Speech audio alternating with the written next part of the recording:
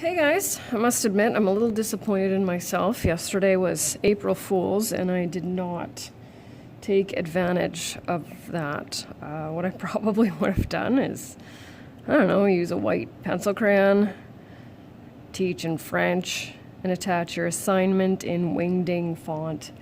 However, I forgot. Time to move on. Okay.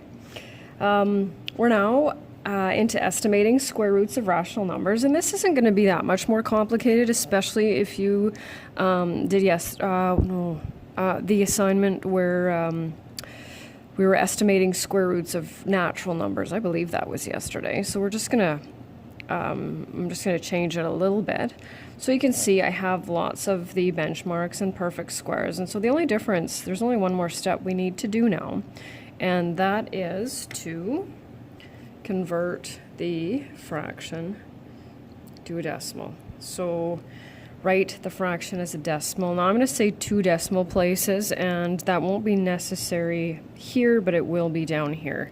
And so we'll take 1095 divided by 4, and we get 273.75. And I'm just going to do this one for you. So we look for the perfect squares that surround 273.75, and that's 256 and 289. We take their square roots, and remember we're looking for consecutive numbers here. So we know the square root of this fraction will fall between 16 and 17, so we know it'll be 16 point something. So now we calculate the difference between these two numbers and these two numbers to determine which decimal we choose. So just typing this in, that I did not type it in correctly. So here I have a difference of 17.75,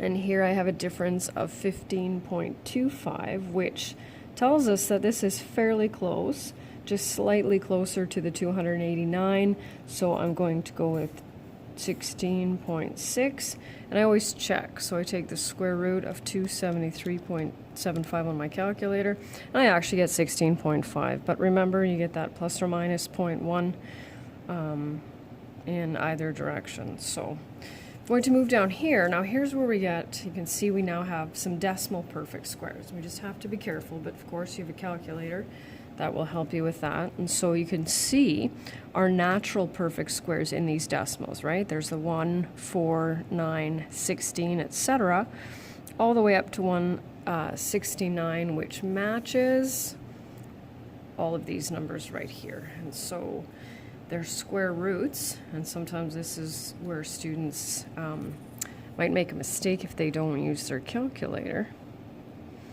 And so we have the square root of 0.01 being 0.1. And you don't need to know how to multiply decimals, so don't worry. So the only difference here is that we're going to end up estimating the second decimal place. So it's still only that one number you have to choose, and it's the same process. So we'll work through these. This one's already as a decimal. So now we need to determine which perfect squares, even though they're not natural, they're rational, surround 0.48. And so we've got 0.36, 0.49, and their square roots are right underneath it. And so what we know about this one is that the square root of 0.48 will be between 0.6 and 0.7. So it's 0.6 something. And so we're only ever estimating that one number. So it says 2 decimal places, and that's because this one is already there. So we need to calculate, of course, the difference. And what I usually do with this is I kind of ignore the decimals. So instead of saying there's a difference of 0.01, which there is, I sort of ignore them and just say difference of 1 and difference of 12. Clearly, 0.48 is a lot closer to 0.49. So we're going to be looking at 0.68 or 0.69. 5/7, this is where we take our calculator, 5 divided by 7, to 2 decimal places, and then we look back up here, and 0.69, 0.81, don't forget those decimals, 0.8, 0.9, which again means that the square root of 5/7 will be 0.8 something. So difference of, I'm going to say 10 here and 7 here. So a little bit closer to this one than this one. So it just means we're going to be leaning more towards the 0.3, 0.4. And I'm going to go with 0.4, taking the square root of 5/7. It actually ends up being, when you round it, it ends up being 0.85. But of course, we're estimating, so there's got to be some flexibility there. Okay. 62 over 75, 0.83.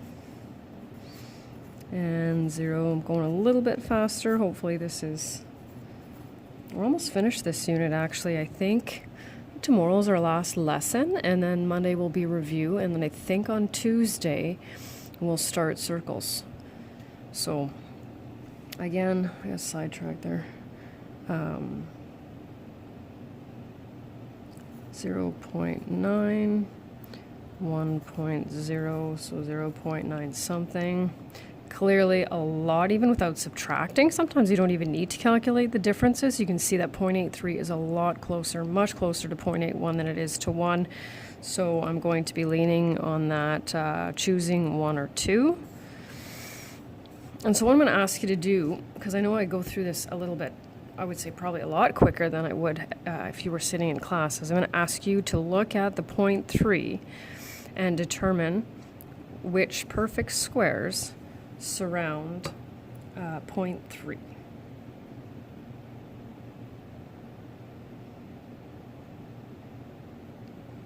And the reason I do that is because sometimes students find it a little bit tricky, and so sometimes they'll pick 0.01 and 0.04, and I always suggest, because these ones have 2 numbers after the decimal, it makes it, I find it makes it a lot easier for students if they just add that 0, because then they're more likely to choose 0.25 and 0.36, which are the correct answers. And before I forget, I think on today's assignment, there's a bonus question that I kind of covered when I was sending you the answer key. So if you happen to come up with an answer for that, just put it in the comments and I'll take a quick look at it. So 0.5 something. Calculating the difference, there's a difference of 5 here and a difference of 6, which means it's pretty much just a little bit closer to there, but almost right in the middle, and I'm going to go with a 5 this time. Take a quick check, and 0.55. And so there's the lesson. I'll attach the assignment, of course, and the answer key, and we'll talk to you tomorrow. Bye.